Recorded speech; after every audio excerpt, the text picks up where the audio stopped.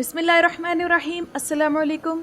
روشنی light channel کی طرف سے میرے اپنے تمام ناظرین کو خوش آمدید۔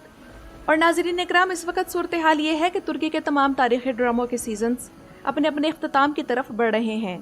باربرسلار ڈرامہ سیریز کا پہلا سیزن ختم ہو چکا ہے اور الپرسلان بیوک سلجوقلو کے پہلے سیزن کی آخری قسط بھی شاید آپ لوگ دیکھ چکے ہوں گے۔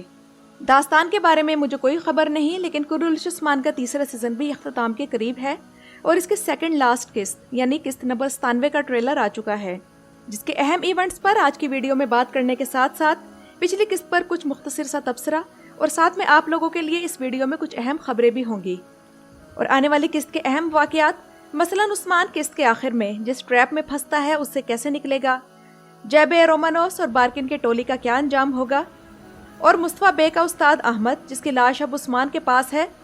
تو وہ علی بے کے سامنے عثمان کی بے گناہی کس طرح ثابت کر سکے گی۔ تو ناظرین اکرام، پچھلی قسط کے بارے میں مختصر الفاظ میں یہی کہوں گی کہ قسط بہت اچھی تھی اور اس کا سب سے اہم ایونٹ سالوی کی موت تھی، لیکن سالوی خاتون مرنے سے پہلے بارکن بے کے بارے میں اہم انکشافات کر کے اس کے خلاف شک کا دروازہ کھلا چھوڑ گئی ہے۔ لیکن افسوس کی بات یہ ہے کہ سالوی خاتون یہ جانے بھی نہ مر گئی کہ بارکن بے ہی دراصل اس کے والد اور چچا کا قاتل ہے اور عثمان بے کے دشمنوں کا ساتھی ہے، جبکہ اس کا جو نکاح بارکن سے ہوا وہ بھی درست نہیں تھا۔ اور عجیب بات تو یہ ہے کہ سالوی کو کبھی معلوم ہی نہیں ہوا کہ ابراہیم فقیہ ہی ایریوس تھا، اور نہ ہی قبیلے میں کسی کو پتا چلا جو کہ اصل ماسٹر آف ڈارکنس تھا۔ لیکن اوورآل اچھی قسط تھی، اور خوشی کی بات یہ ہے کہ اس بار اس قسط کی ریٹنگ بھی بڑھی اور اس ہفتے 8.10 پر آ گئی ہے۔ اب اس کے بعد آپ لوگوں کے لیے کچھ خبریں بھی ہیں۔ ایک تو یہ کہ پچھلے ہفتے میں نے ایک امکان ظاہر کیا تھا کہ سرحد کلچ جو کہ کرولش عثمان میں کوسے میحال کا کردار ادا کر رہے ہیں، تو ڈرامے میں عثمان نے انہیں برسا جانے کا کہا ہے، تو شاید اب وہ ہمیں اگلی اقساط میں نظر نہ آئیں۔ اور اس ہفتے میری یہ بات درست ہو گئی کہ اس بار قسط کے آغاز میں اداکاروں کے ناموں میں سرحد کلچ کا نام شامل نہیں تھا، اور آفیشیلی بھی یہ بات سامنے آ گئی ہے کہ اگلے سیزن میں بھی کوسے میحال کا کردار سیزن کے درمیان میں جا کر ہمیں دوبارہ نظر آئے گا۔ اور دوسری خبر یہ ہے کہ آفیشیلی یہ اعلان بھی ہو گیا ہے کہ قسط نمبر 98 کرولش عثمان کے تیسرے سیزن کی آخری قسط ہوگی، جس کے بعد یہ سیزن وائنڈ اپ ہو جائے گا۔ اب آتے ہیں اس طرف کہ عثمان استاد احمد کی لاش قبیلے میں لایا ہے تو مردہ کیسے بولے گا، جیسا کہ عثمان بے نے کہا تھا۔ تو میرا خیال ہے کہ اس کی داڑھی کے نیچے کوئی ایسا نشان ہوگا جس سے معلوم ہوگا کہ وہ غدار تھا، اور ایسے ہی نشان اور غداروں کے جسم پر بھی ہوگا، جس میں بارکن بے اور ایریوس کا وہ چیلا بھی شامل ہے۔ اور ناظرین اکرام، اس طرف ذہن اس لیے گیا ہے کہ ہم دیرولش ایرطغرل میں اس سے ملتے جلتی سچویشن دیکھ چکے ہیں کہ ایک جاسوس جو کہ سیمون کے ہتھے چڑھ جاتا ہے اور ایرطغرل اسے بچانے کی کوشش کرتا ہے، لیکن اسے بچانے کی کوشش کے دوران وہ مر جاتا ہے، تو ایرطغرل اور اس کے ساتھی اس کا سر شیو کر کے وہ خفیہ پیغام حاصل کر لیتے ہیں جو انہیں بھیجا گیا تھا۔ لیکن ناظرین اکرام، پچھلی قسط میں ایک بات سمجھ سے باہر ہے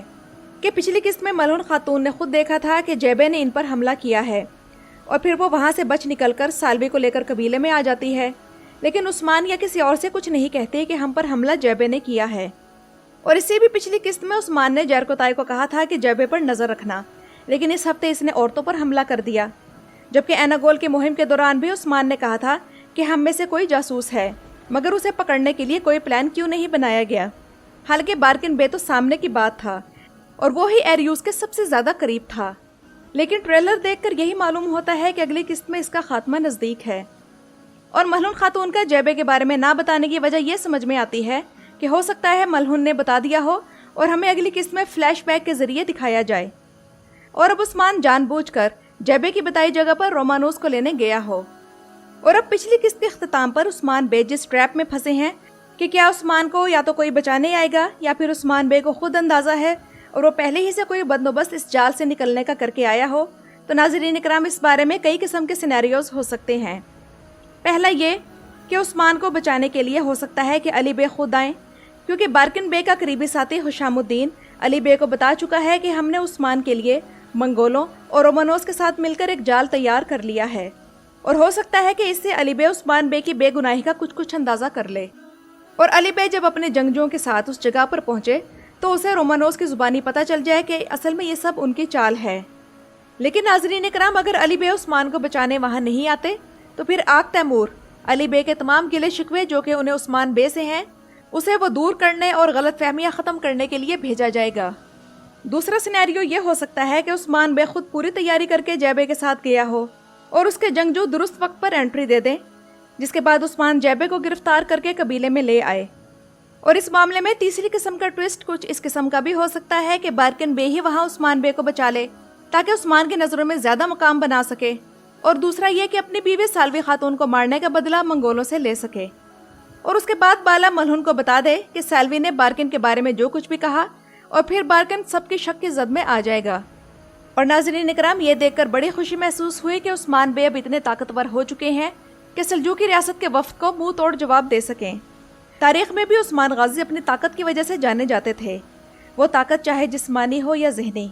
उस्मान गाजी के दौर में कई ताकतें थीं, जिनमें मंगोल, बाज़ंतीनी और सल्जूकी रियासत थी। हम कुरुलुस्मान में इन सब से उस्मान बे को डील करता देख रहे हैं। और इस बार उस्मान ने सल्जूकी सुल्तान अलाउद्दीन केकुबाद स्वयं के वफ्द को जिस तरह तुर्कुत देने से इनकार किया और झिड़क कर अपने खेमे से निकाला है। और इसे देखकर यह अंदाज़ा लगाना मुश्किल नहीं कि उस्मान अब खुद इस कठपुतली सल्जूकी रियासत से तंग आ चुका है, जो कि इसकी किसी भी मामले में मदद करने के बजाय खुद इसके लिए बार बार मुश्किलात की वजह बन रही हो। और जो नाजरीन इस बात को नहीं समझ पा रहे कि सुल्तान अलाउद्दीन केकुबाद तो सिर्फ एर्तुगरुल वाले ही थे और ये वाला अलाउद्दीन कौन है, तो नाजरीन इकराम, मैं बारहा अपनी वीडियोज़ में बता चुकी हूँ कि अनातोलिया की सल्जूकी सल्तनत पर अलाउद्दीन के नाम से 3 बादशाहों ने हुकूमत की है। इनमें से पहला अलाउद्दीन एर्तुगरुल गाजी के दौर में था। इसके बाद एक और सुल्तान अलाउद्दीन दोयम था जो कि उस्मान के दौर में था। इसके बाद अलाउद्दीन सोयम था जिसने 1298 से 1304 ईस्वी के दरमियान हुकूमत की थी।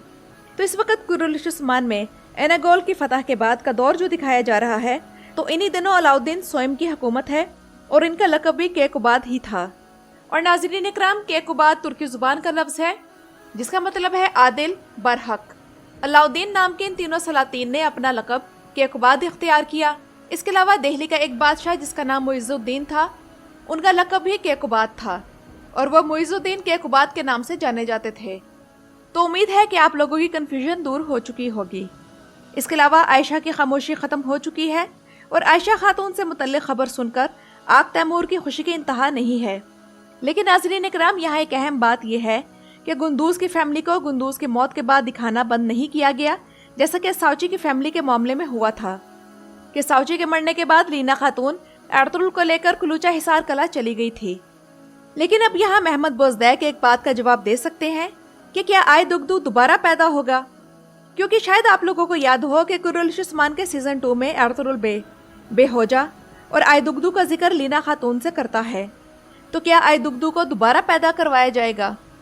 और नाज़रीन इकराम, जहाँ तक यानी शहर की फतह की बात है, तो अब एक ही किस्त रह गई है। इसमें इतनी बड़ी फतह शायद ना दिखाई जा सके, लेकिन अगर महमद बोजदैक का ये इरादा बन जाता है कि सीजन का इख्तिताम किसी बड़ी जंग पर किया जाए, तो फिर यानी शहर की फतह दिखाई जा सकती है। तो ये तो थी मेरी आज की वीडियो। आप लोगों को ये वीडियो कैसी लगी मुझे कमेंट्स में ज़रूर बताइएगा। मेरा चैनल विज़िट करने का शुक्रिया।